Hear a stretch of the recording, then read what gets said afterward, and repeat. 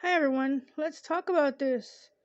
I don't think we've ever talked about it on my channel, so I kind of want to educate a lot of people about this.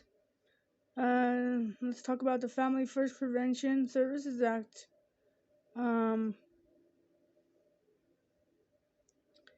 Was signed into law as part of the Bipartisan Budget Act on February 9, 2018. This act reforms the federal child welfare financing streams. Title 4E, entering the child welfare system. The bill aims to prevent children from entering foster care by allowing federal reimbursement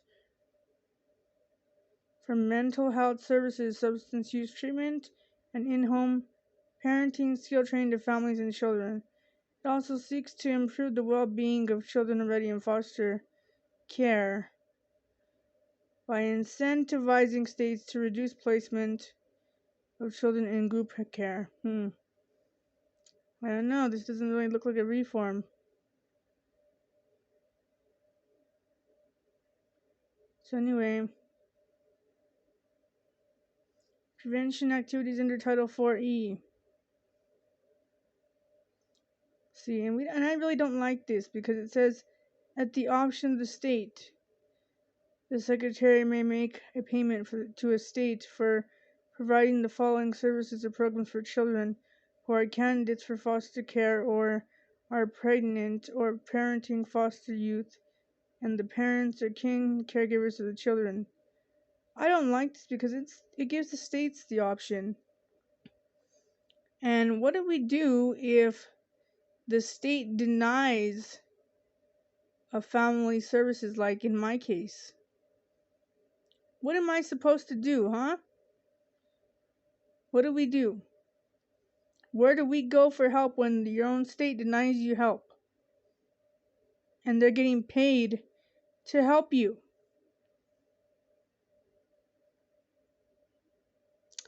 They're getting paid to offer you in-home parent skill-based programs. And what are they offering? Nothing. All they're doing is writing lies about me. Okay? Just take a look at this. Take a look at it. I'm going to turn the page. Here goes my video. Not so good at making videos, but I do want to educate the public regardless.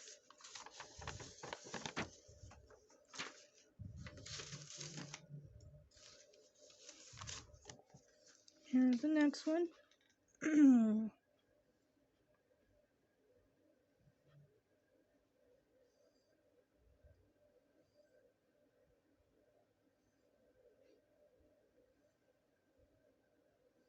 So it says, I don't know if anyone can read it, it says, for pregnant or parenting foster youth, the prevention plan must list the services or programs to be provided to or on behalf of the youth to ensure that the youth is prepared or able to be a parent, and describe the prevention strategy for any child born to the youth.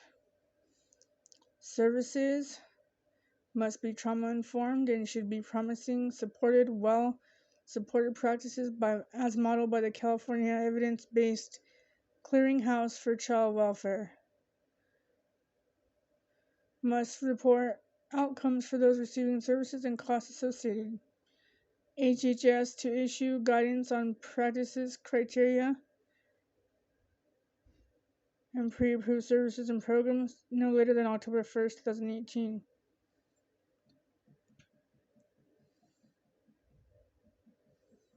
So it goes into detail, talks about elimination of time limit for family reunification services. That is a good one because I was denied services even when I asked for the time limit for family reunification services. I was denied from Amanda Varaca.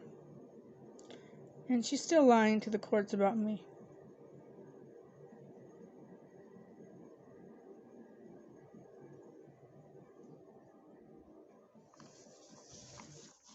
Here's the next one.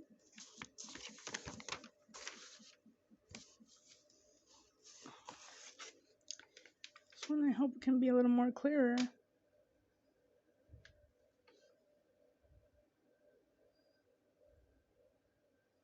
Reducing bureaucracy and unnecessary delays when placing children in homes across state lines. Enhancements to grants to improve well-being of families affected by substance abuse. Miscellaneous. Reviewing and improving licensing standards for placement in a relative foster family home. Development of a statewide plan to prevent child abuse and neglect fatalities. Ensuring the necessity of a placement that is not in a foster family home.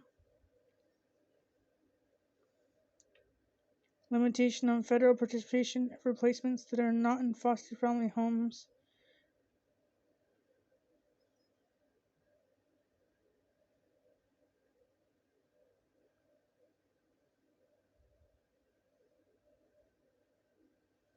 Sorry, my phone is a little shaky. More than shaky sometimes.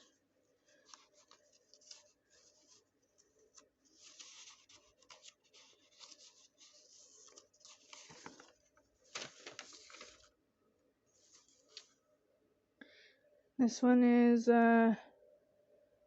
children with emotional behavioral disorders and be able to implement the treatments identified by the assessment.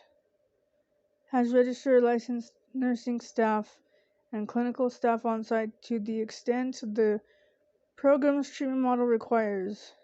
It's for treatment homes, treatment programs.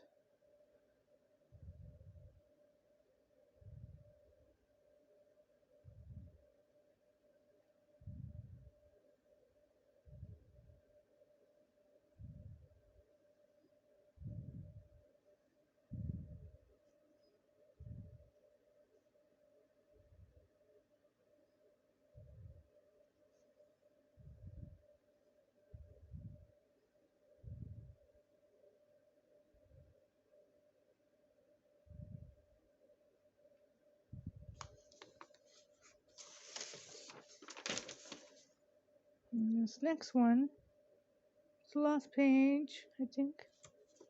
No, one more page.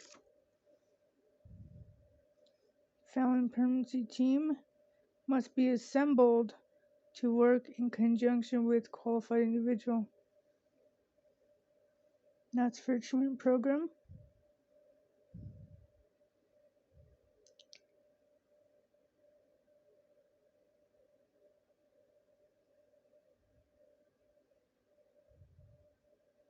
Protocols to prevent inappropriate diagnoses. And in my case, they have not. They misdiagnosed Esmeralda for autism. They billed Medicaid for ABA therapy for her, even though they knew she was not autistic. They could have stopped it. They didn't want to stop it.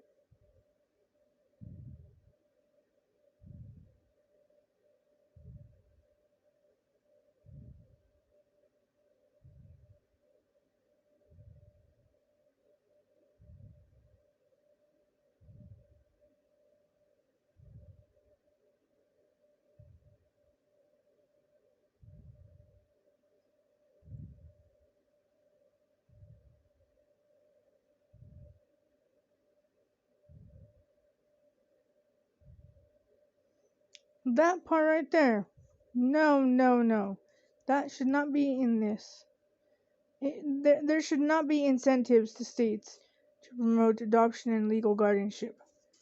Because half the time they don't even agree on it. And like in my case, they didn't even agree on it. We spent February 2020.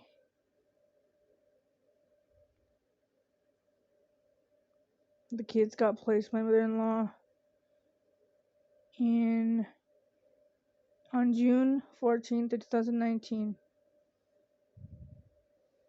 It was the department that didn't want it.